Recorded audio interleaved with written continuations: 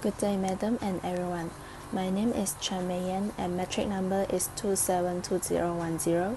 Today I will continue with the topic of stakeholder involvement with my partner Kavitha. There is a growing consensus that timely and broad-based stakeholder involvement is a vital ingredient for effective environmental assessment. It is for project planning, appraisal and development in general. The World Bank has found that public participation in EIA tends to improve project design, environmental soundness, and social acceptability.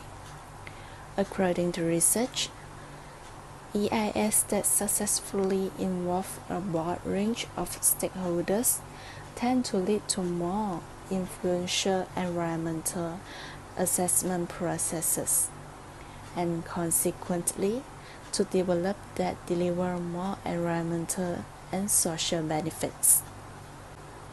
Conversely, EIS that fail to be inclusive tend to have less influence over planning and implementation, and consequently result in higher social and environmental costs.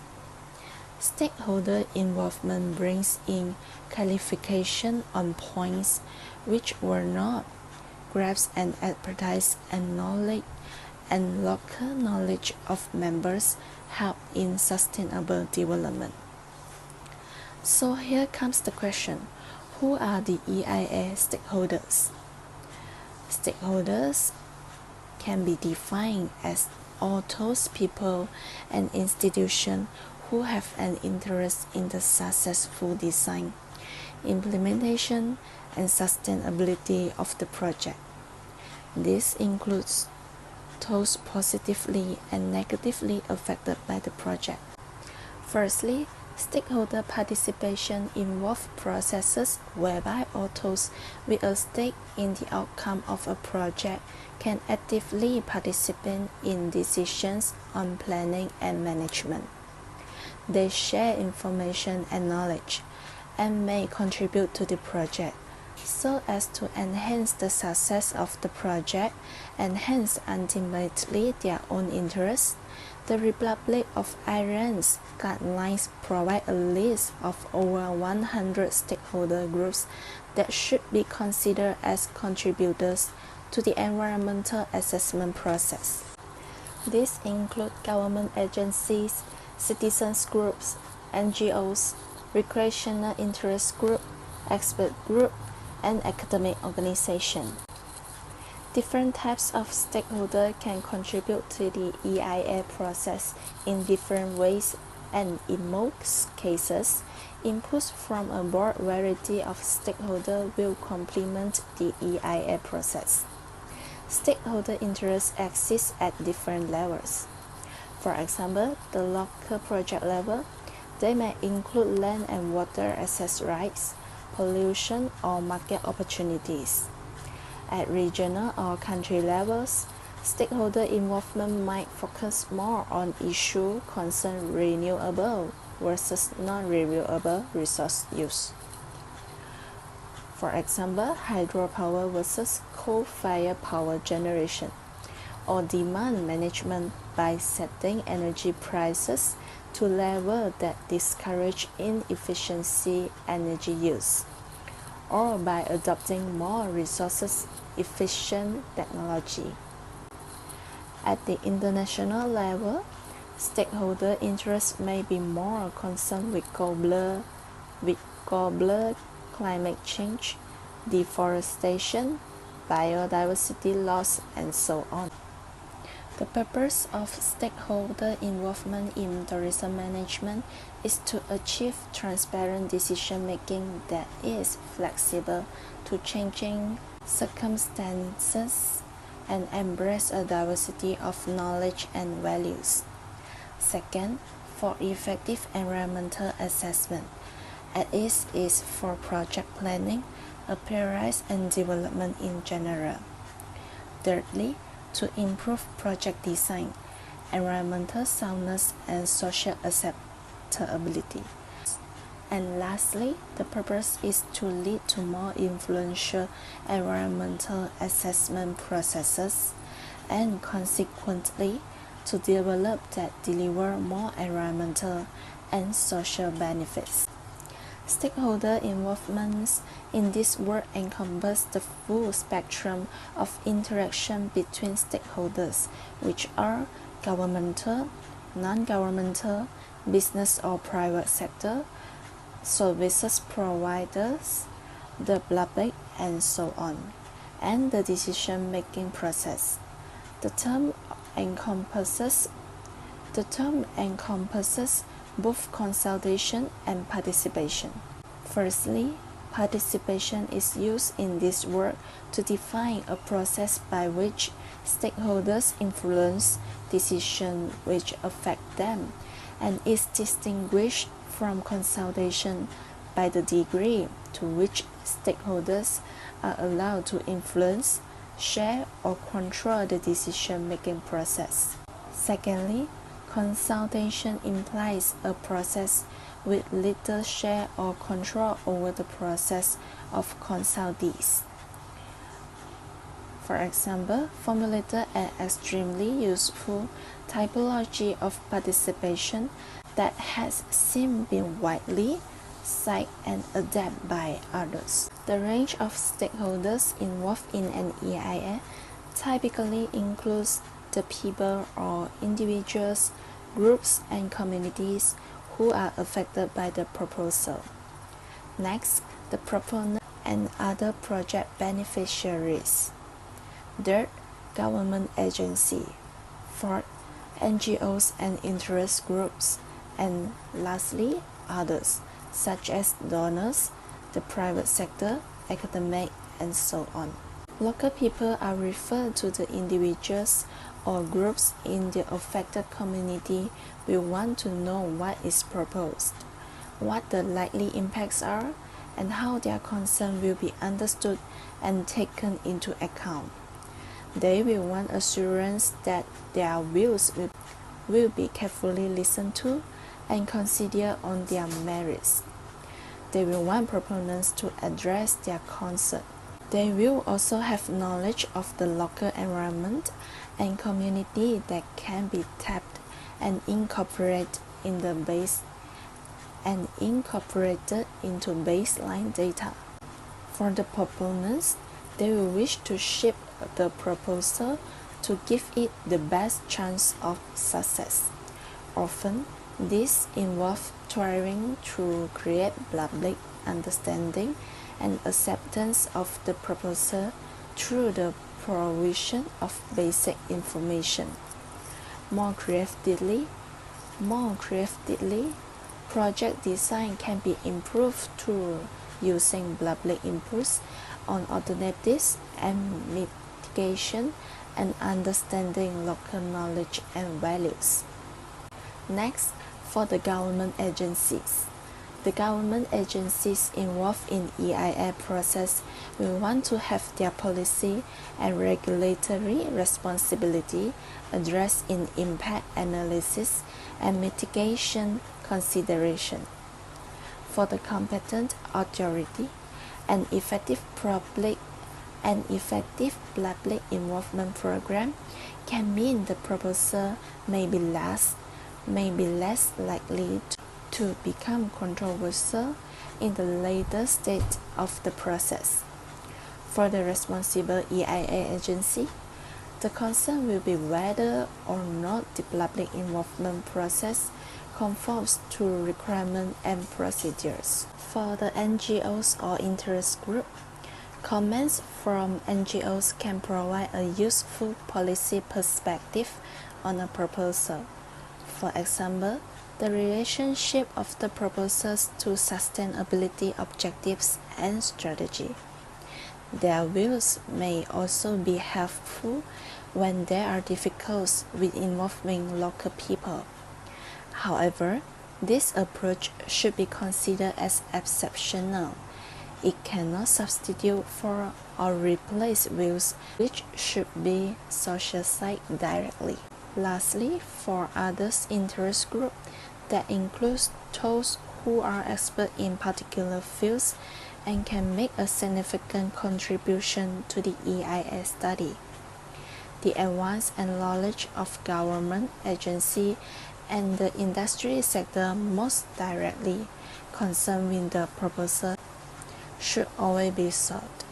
However, in many cases, substantive information about the environmental setting and effects will come from outside sources. Hi, my name is Kavitha Rajaguppal. Metric numbers are 272548, and I'll be presenting the second part of stakeholder involvement. Okay, let's see the following slide. Okay, the slide is about why do we have to engage multiple stakeholders in a project. The idea of involving multiple stakeholders in a project may at first seem daunting and possibly counterproductive. This is because bringing together individuals with different perspectives, interests, and positions has the potential to slow down the implementation of a project and can create conflict. Resource managers often prefer to avoid lengthy negotiations and political stagnation, and thus have traditionally turned to methods that describe as theory-driven approach to research and evaluation. Under this method, managers leading a project may make decisions by consulting prior research on similar projects to identify likely outcomes.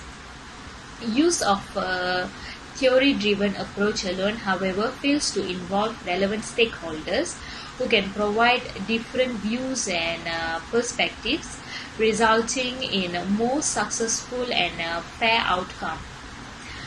Thus, an inclusive process that engages stakeholders is important for both pragmatic and democratic reasons.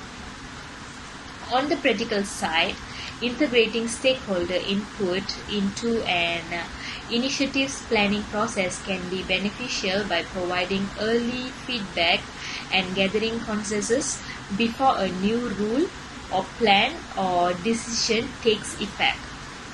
This can lead to a more harmonious process and avoidance of unnecessary conflict. Often stakeholders oppose a project if they have been left out of the process, or they were not informed about the numerous factors and compromises that was made before their participation. When stakeholders perceive, it can be rightly or wrongly, when they perceive that their views were not given fair consideration, hostilities can develop and possibly doom a project. As a result, fostering stakeholder ownership in the process can lead to increased support for and improved implementation of the project.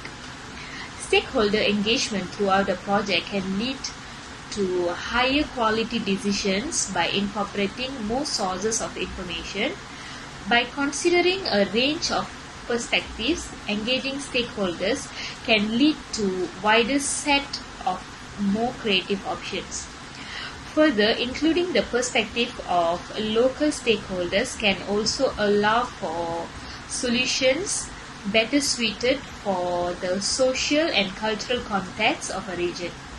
Consideration of stakeholder values and opinions regarding environmental or conservation project is also important from a democratic perspective. In a democratic, fair process, those most impacted by the project should have a say in its formation and implementation. In this context, values and facilitating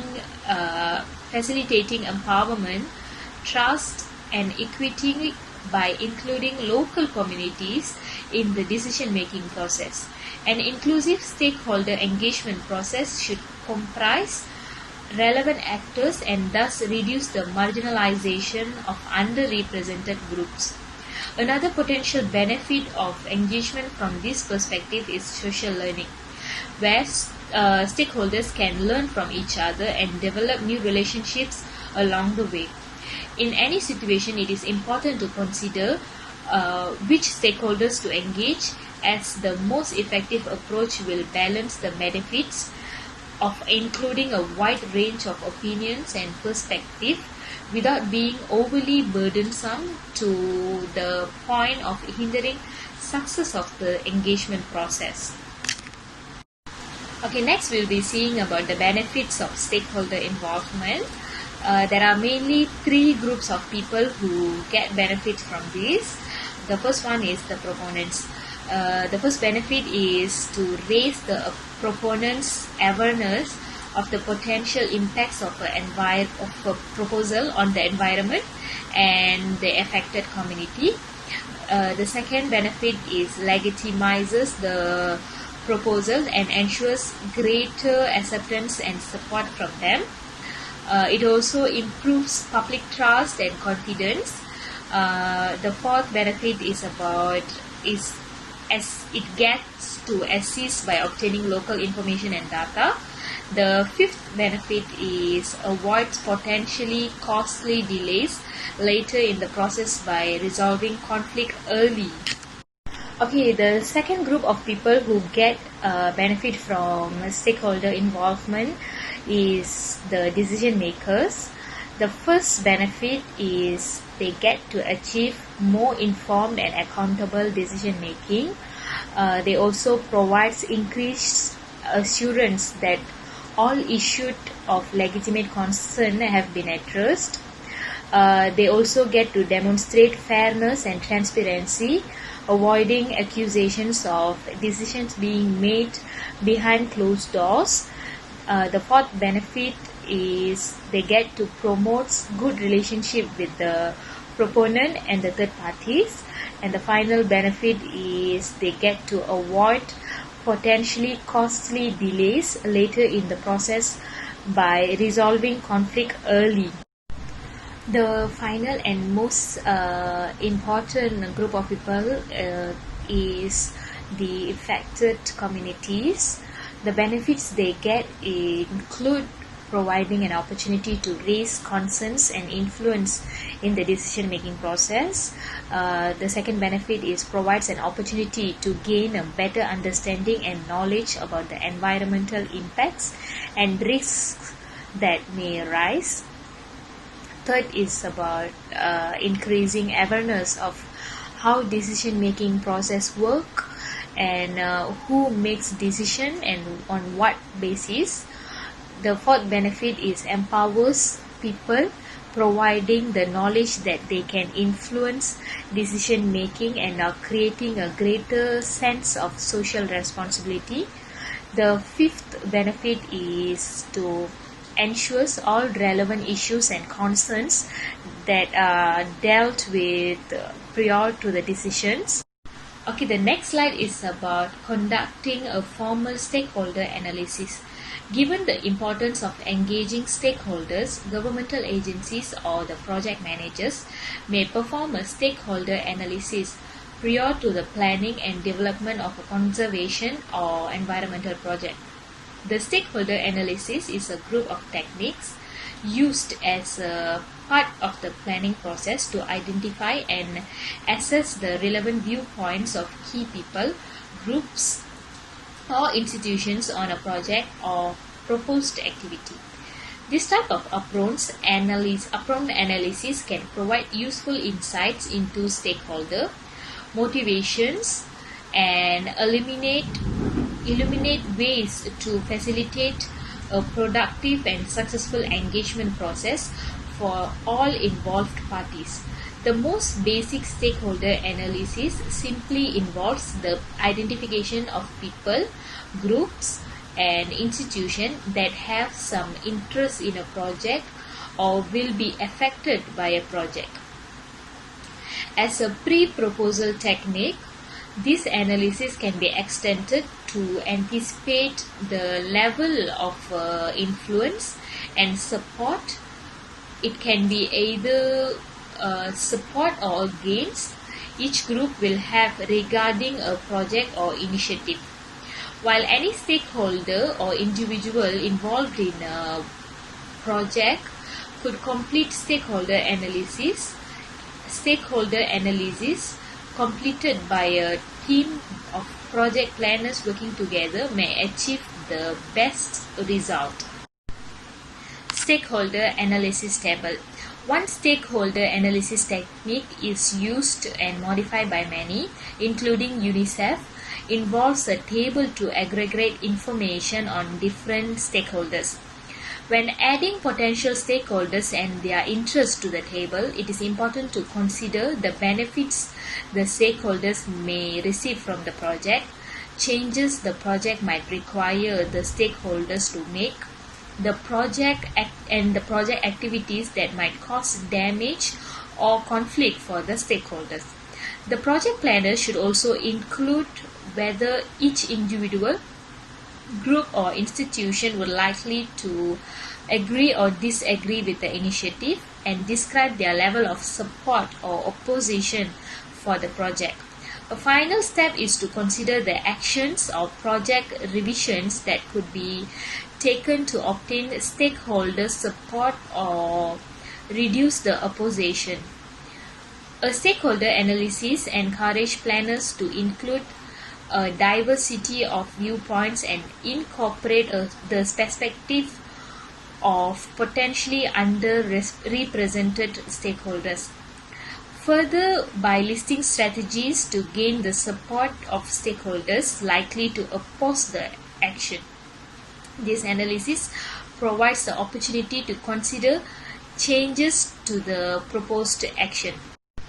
Alright, the next slide is about the 3Rs approaches: rights, risks, and responsibilities.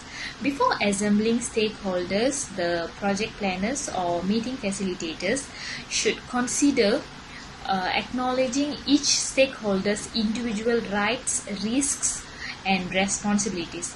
According to the example we just saw, large water projects, especially those that span cultural and political borders, provide good examples of how 3Rs stakeholder analysis early in the planning stages is vital to the well-being of upstream human communities and ecosystems, as well as to the success of the project.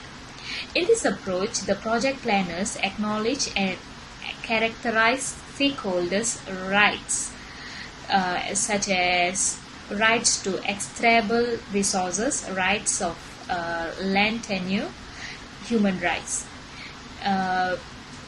followed by risks associated with the project, such as losses of reputation, economic loss of cultural integrity, followed by responsibilities in planning and executing the project may be included in a formal agreement or contract. A 3Rs approach may be used to inform the initial project planning as an extension of a stakeholder analysis table. Additionally, the 3Rs approach may be used throughout the project as an independent and evolving document. As new stakeholders are brought into a project, or as the different agencies agree on specific responsibilities, the 3Rs document can be modified. As the document develops, the responsibility section can become the template for legal contractual agreement or multi-party coalition. To conclude, environmental problems and management are typically complex, uncertain, multi-scale, and affect multiple actors and agencies. This demands transparent decision-making that is flexible to changing circumstances and embrace a diversity of knowledge and values. To achieve this, stakeholder participation is increasingly being sought and embedded into environmental decision-making process from local to international scales. Thank you.